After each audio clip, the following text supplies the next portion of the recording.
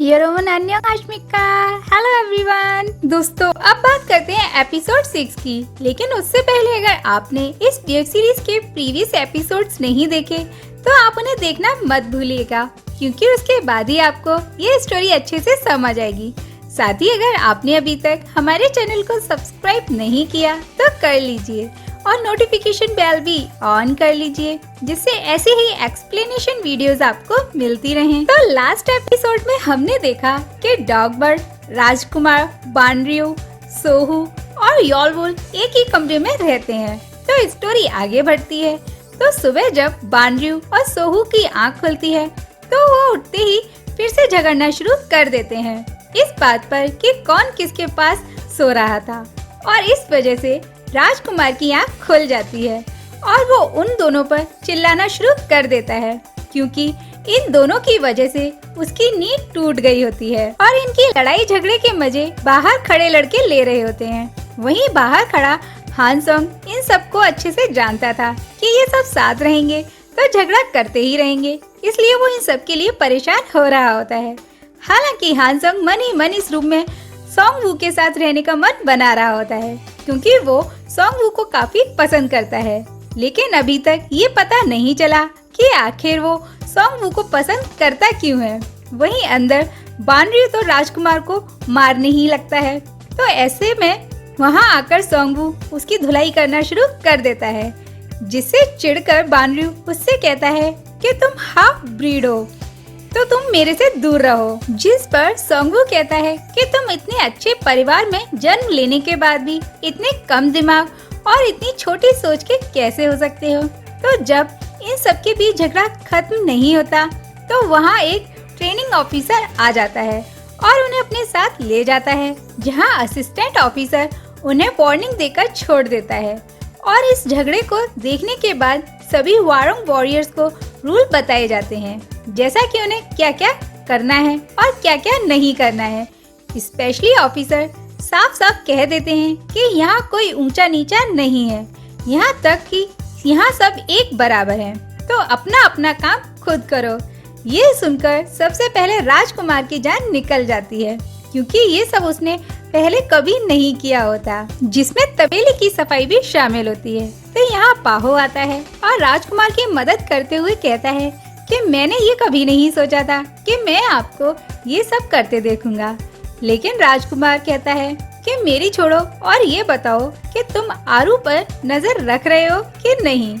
इधर हान सोंग सो रहा होता है कि इतने में ट्रेनिंग ऑफिसर आकर उसे उठा देते हैं, जिसकी वजह से उसका सुबह सुबह मूड खराब हो जाता है। और होगा भी क्यों नहीं, आखिर सुबह की नींद किसे प्यारी नहीं होती। इसलिए बेचारा हान सोंग सारा टाइम मुंह लटका कर खड़ा रहता है। वहीं दूसरी तरफ आरू भी अपने पिताजी की हेल्प करते हुए मरीजों को देखना शुरू करती है। लेकिन जब भी फ्री टाइम में वो बैठती है तो सिर्फ हान सोंग को ही याद करती है। ऐसा देखकर आरू की फ्रेंड कहती है कि इस तरह मुंह लटका कर मत रहो, वरना लोग सोचेंगे कि आखिर तुम्हें हुआ क्या है। इधर जूकी को वारंग हाउस में मेस का काम दिया जाता है, जहाँ सारे लोग एक साथ खाना खा रहे थे। लेकिन बानरियो को एक हाफ ब्रीड के साथ खाना खाना पसंद नहीं आ रहा होता, इसलिए वो हान सोंग को फिर से उल्टा सीधा बोलना शुरू कर देता है। हालांकि सोंग वू उसकी किसी बात पर कोई रिएक्ट नहीं करता, लेकिन वहीं पास बैठे राजकुमार और हान सोंग को भी ये बातें अच्छी नहीं लगती। स्पेशली हान सोंग को काफी बुरा लगता है, क्योंकि उसका बड़ा भाई भी हाफ ब्रीड होता है, जिसे हमेशा कोई ना कोई नीचा दिखाने की कोशिश करता रहता है। इधर बानरियो अभी भी सोंग वू को प्रोवोक करने की कोशिश करते हुए कहता है कि तुम्हारी बहन रोमांटिक कहानी सुनाती है। ये सुनते ही सोहू कहता है कि तुम अपनी लिमिट क्रॉस कर रहे हो, तुम इतना नीचे कैसे गिर सकते हो कि किसी की बहन के बारे में ऐसी बात कहो। लेकिन सोंग वू उसकी बात सुनकर वहाँ से चला जाता है, जिससे बानरियो समझ जाता है कि अगर सोंग वू को प्रोवोक करना है तो उसकी बहन का नाम लेना होगा। वहीं जूकी ये सारी बातें सुनकर जनरल को बताता है, लेकिन जनरल इस बात पर कोई रिएक्शन नहीं देते। इधर ये सारे लड़के अपनी फर्स्ट टाइम क्लास लेने के लिए आए होते हैं, जहाँ बानरियो जानबूझकर सोंग वू के पास आकर बैठ जाता है और कहता है कि तुम्हारी सिस्टर इतनी सुंदर है कि यहाँ से निकलने के बाद मेरे काम तो आ ही जाएगी। ये सुनते ही राजकुमार और सोंगवू दोनों ही उसे मारने लगते हैं। और जब सोंगवू बानरयू को मार रहा होता है कि उसी टाइम जनरल आ जाते हैं। ये देखकर बानरयू खुश होता है क्योंकि वो यही तो चाहता था।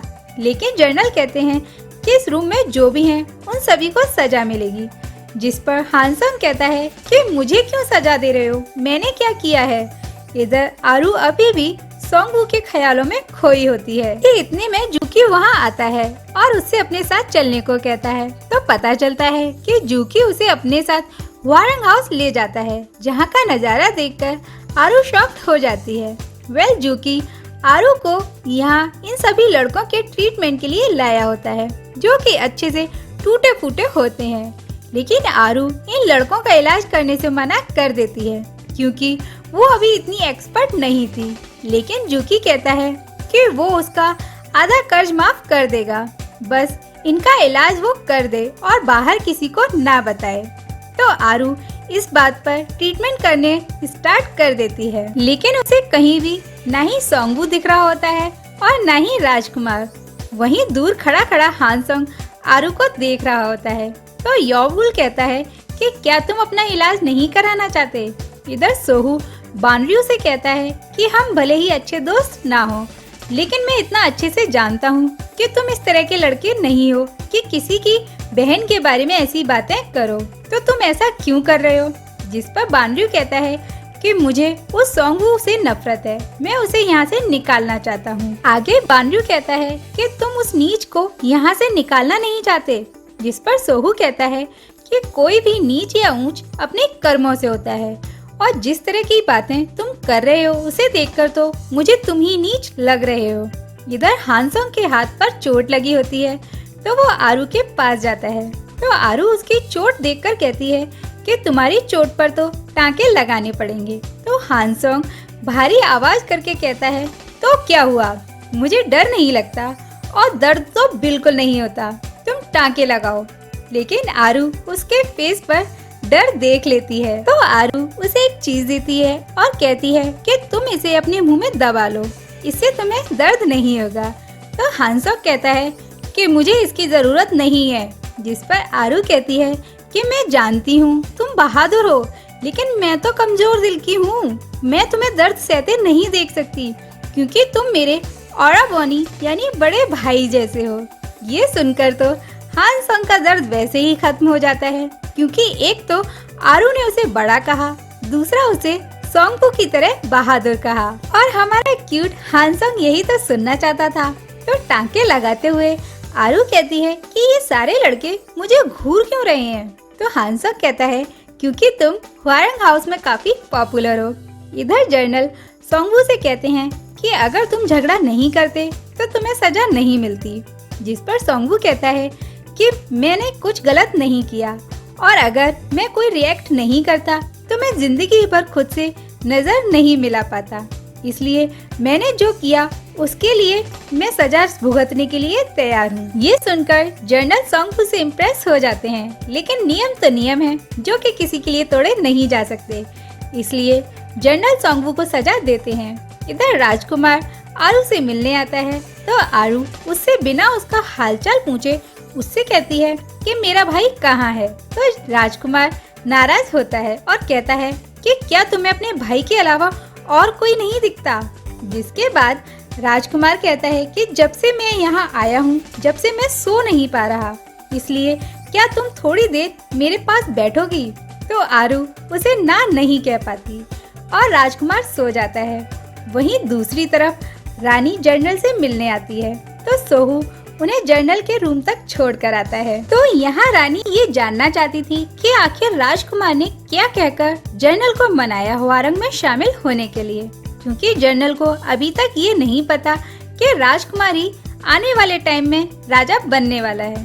तो जब रानी राजकुमार के बारे में पूछती है तो जनरल कहता है कि वो उसका दूर का रिश्तेदार है, लेकिन रानी इस बात पर नाराज होना शुरू कर देती है। तो जनरल कहते हैं कि मैंने भी तो आपसे सोंगवू के बारे में कुछ नहीं पूछा। वहीं रानी सोंगवू से कहती है कि आते ही तुम जेल में बंद हो गए, आगे क्या करोगे ऐसे। आगे रानी कहती है कि तुम क्या सोच रहे हो कि ऐसे तुम यहाँ से निकल कर बच जाओगे। ऐसा सोचना भी मत, क्योंकि जिस दिन तुम यहाँ से निकले उस दिन तुम्हारे पिताजी और बहन का आखिरी दिन होगा।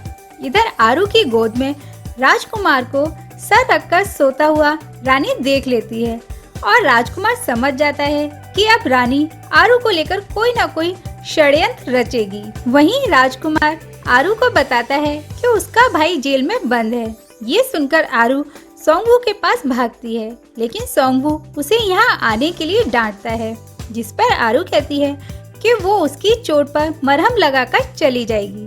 तो मरहम लगाते हुए सोंगवू कहता है कि तुम्हें यहाँ नहीं आना चाहिए, क्योंकि यहाँ लड़के तुम्हारे बारे में गंदी बातें करते हैं। जिस पर आरू कहती है कि तुम मेरे साथ हो तो मुझे कोई भी फर्क नहीं पड़ता। जिसके बाद जुकी आरू को घर तक छोड़कर आता है। इधर रानी सोंगवू की सजा खत्म करने के लिए जनरल से कहती है, तो जनरल मना करते हैं। जिस पर रानी कहती है कि ये मेरा आदेश है, जिस पर अमल करो, नहीं तो तुम्हें भी जेल में डाल दिया जाएगा। ये सुनकर जनरल मान जाते हैं। इधर जनरल को देखकर यंगशेर समझ जाता है कि रानी और जनरल की बन नहीं रही।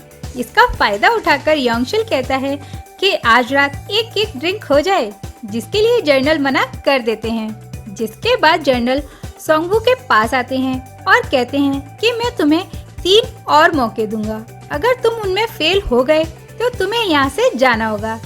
यानी सोंगवू समझ जाता है कि वो बीच में फंस गया है, क्योंकि जनरल उसे कभी भी निकाल सकते हैं और रानी नहीं चाहती कि वो यहाँ से जाए। अगले सीन में जनरल सभी की क्लास लेते हैं और पानी के बारे में अपने अपने विचार रखने को कहते हैं। तो सबसे पहले बांड्यू कहता है पानी बहुत ताकतवर होता है।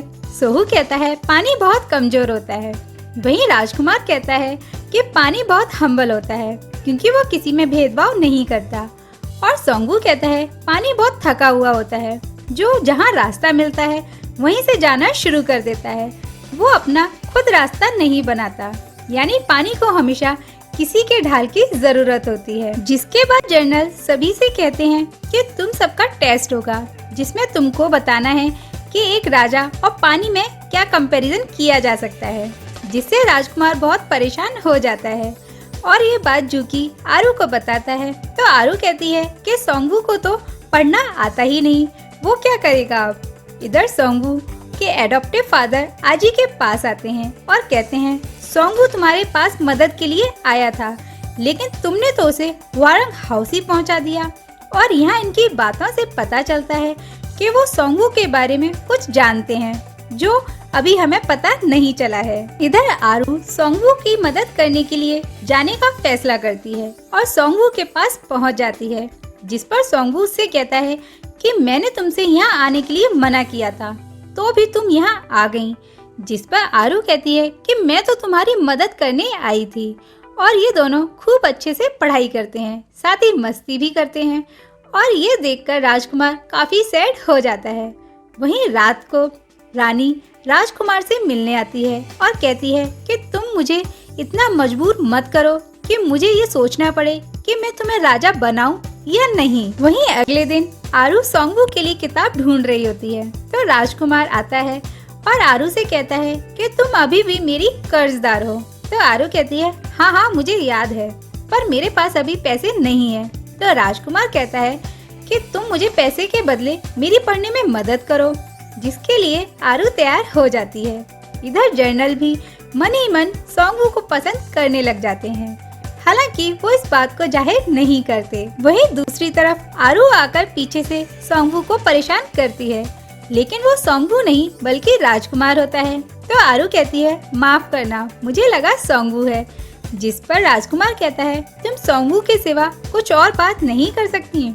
जिसके बाद आरू उसे समझाती है कि राजकुमार एक तितली की तरह है, जो अपनी माँ के पास रहना चाहता है, लेकिन उसकी माँ उसे अपने पास नहीं आने देती। ये सुनकर राजकुमार को गुस्सा आ जाता है और आरू पर चिल्लाने लगता है और कहता है तुम राजकुमार को जानती ही कितना हो। ये सुनकर आरू डर जाती है और कहती है कि मुझसे दूर रहो। कि इतने में राजकुमार आरू को किस कर लेता है और ये एपिसोड यहीं खत्म हो जाता है। तो अब आरू क्या करेगी? क्या वो राजकुमार के किस करने वाली बात सोंगवू को बता देगी? ये जानने के लिए नेक्स्ट एपिसोड देखना मत भूलिएगा। हम मिलेंगे आपसे जल्दी। Till then take care and सारंग्यो।